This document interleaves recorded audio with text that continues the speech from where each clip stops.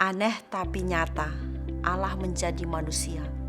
Firman Tuhan diambil dari kitab Yohanes pasal 1 ayat 1-3, ayat yang ke-14, Ibrani 10 ayat 4-7, Lukas 1 ayat 26-38. Firman itu telah menjadi manusia dan diam di antara kita, dan kita telah melihat kemuliaannya, yaitu kemuliaan yang diberikan kepadanya sebagai anak tunggal Bapa, penuh kasih karunia dan kebenaran. Yohanes 1 ayat 14. Pernahkah saudara melihat binatang yang dilatih supaya memiliki kemampuan khusus seperti kemampuan yang dimiliki oleh manusia dengan tujuan untuk melakukan tugas tertentu? Misalnya, anjing dilatih untuk mendeteksi obat terlarang yang kemungkinan diselundupkan oleh penumpang pesawat, atau kucing yang begitu pandai menghibur tuannya yang sedang diserang oleh rasa panik. Memang luar biasa kemampuan binatang yang walaupun memiliki kehidupan yang lebih rendah dibandingkan dengan manusia, tetapi bisa dilatih untuk melakukan tugas seperti manusia. Biasanya manusia merubah sesuatu dari yang lebih rendah menjadi lebih tinggi. Tetapi dari bacaan firman Tuhan hari ini, kita bisa belajar bahwa sesuatu yang aneh telah terjadi, bahwa firman yang adalah Allah telah menjadi manusia. Yohanes 1 ayat 1 dan 14. Allah berkuasa malah membatasi diri dengan menjadi manusia. Allah yang kediamannya di sorga malah datang ke dalam dunia yang porak-poranda oleh dosa. Allah yang berkedudukan paling tinggi malah merendahkan diri dengan mengambil rupa seorang hamba. Memang benar, Allah tidak sama seperti manusia. Jalan pikirannya juga sangat berbeda dari jalan pikiran manusia. Kalau Allah menjadi manusia, Dia pasti punya tujuan khusus yang mau Ia sampaikan kepada kita. Tujuan Allah menjadi manusia. Manusia biasanya membawa korban persembahan kepada Allah sebagai imbalan dengan maksud untuk mendapatkan pengampunan atas dosa dan kesalahannya. Bangsa Israel setiap tahun mempersembahkan korban darah lembu atau domba jantan kepada Allah. Faktanya adalah semua korban persembahan manusia dan sebanyak apapun lembu jantan dipotong untuk korban tidak akan pernah bisa menghapus dosa manusia.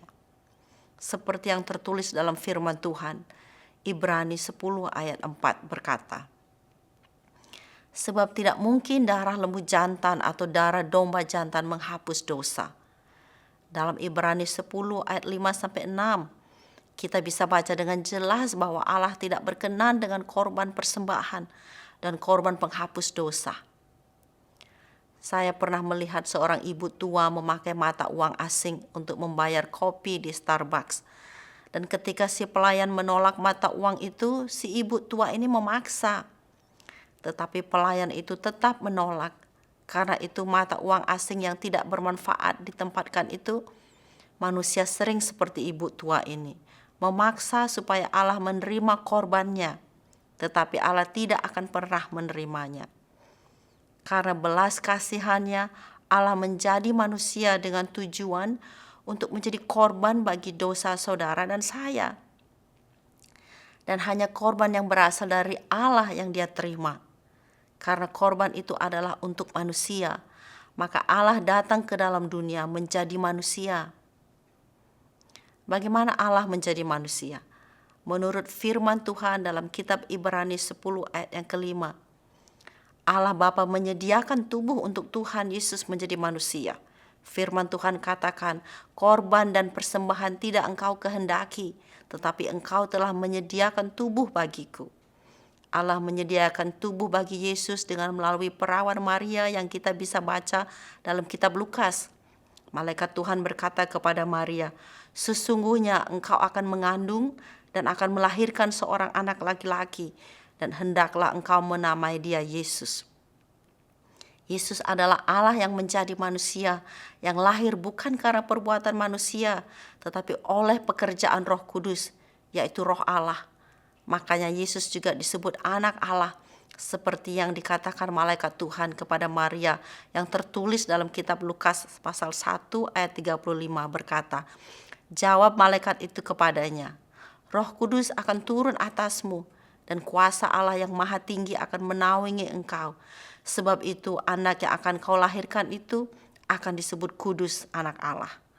Tidak mudah merendahkan diri, apalagi kalau kita berada di pihak yang benar. Tetapi Allah yang kudus dan benar sudah merendahkan diri dengan rela menjadi manusia, yaitu Yesus, anak Allah.